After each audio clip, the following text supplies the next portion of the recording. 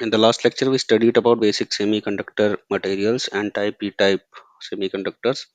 So, in the last lecture, we learned about that one of the formula that was basically related to the intrinsic concentration, and the formula was like the intrinsic concentration is equals to n exponential negative of the electron energy gap divided by 2 kT. We also studied about what the differences between n type and p type from the energy conduction band diagram perspective. Now in this lecture we are going to focus upon the conductivity, right? So for a intrinsic semiconductor we have already discussed. The intrinsic semiconductor is where we do not have any impurity. Okay, so for an intrinsic semiconductor, theoretically the current conduction will be equals to the conduction of electron and the conduction of holes, right? Because we do not have any impurity. Now the if we replace it with, let's say, Ni into E,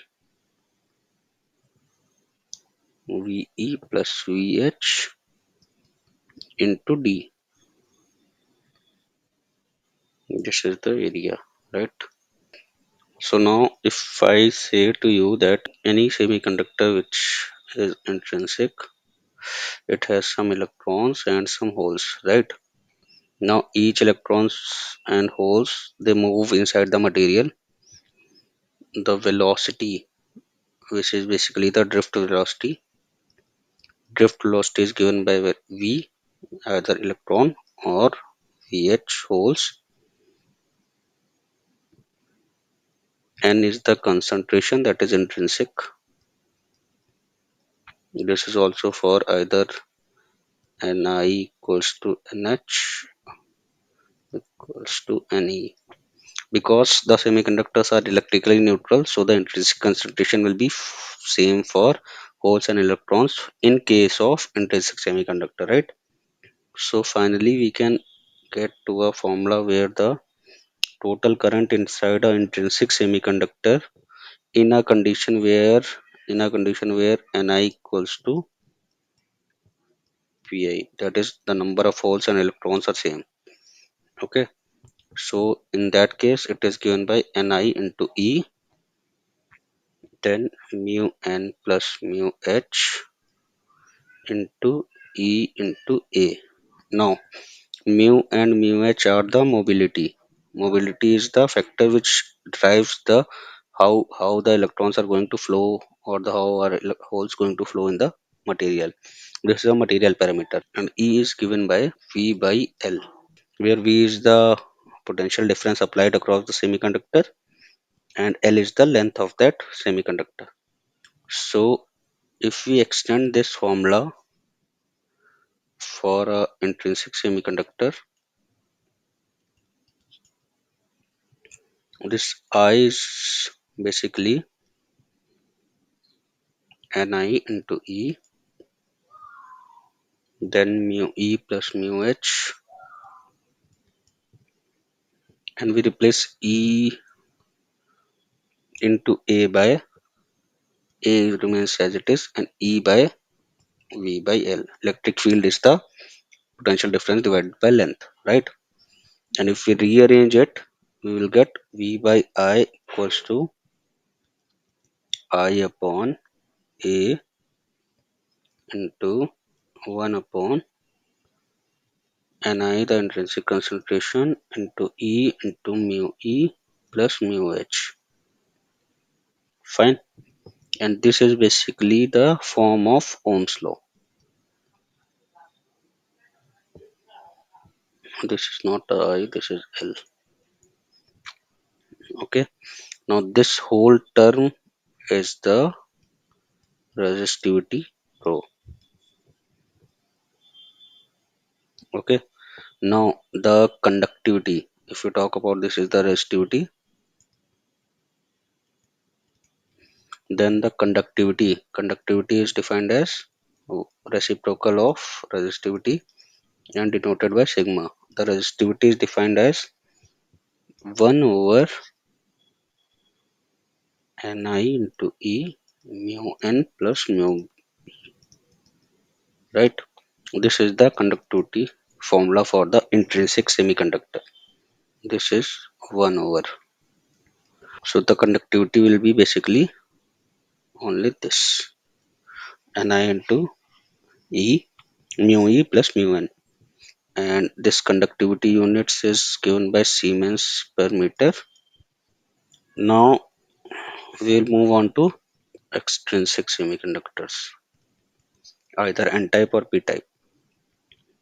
So for the current density is denoted by J. This is given by similarly of that of intrinsic, but here we have different concentrations of electrons and holes depending on whatever is the doping, right? So n is the number of electrons, p is the number of holes. For n type it becomes Jn equals to E, we take out common from both of these terms, E into Np mu E plus Pn mu H into E, where these Np and Pn are the concentration in N region only. Because in N region also we have some sort of, in N region we have some p-type domain concentration, majority is the n-type concentration. Okay, so sorry, the majority is the p-type n-type concentration and minority is the whole type. Similarly for the p-type extrinsic semiconductor, we will have the concentration as Jp, that is given by again E common Np into mu E plus Pp into mu H into E, right? Now what is the case if we have an practical extrinsic semiconductor? In practical extrinsic semiconductors, we have two cases. Like for a semiconductor N type, because we dope it with many much more electrons as compared to holes, so this equation reduces to N E mu H into E, or we can say, and the conductivity is given by number of dopants into mobility of electrons, right? Similarly for p type, we have, there are many more holes as compared to electrons, so that means Np is very less than the holes. Okay, here in this case the current density will be number of holes doped into E into mu H into electric field, and the conductivity is given by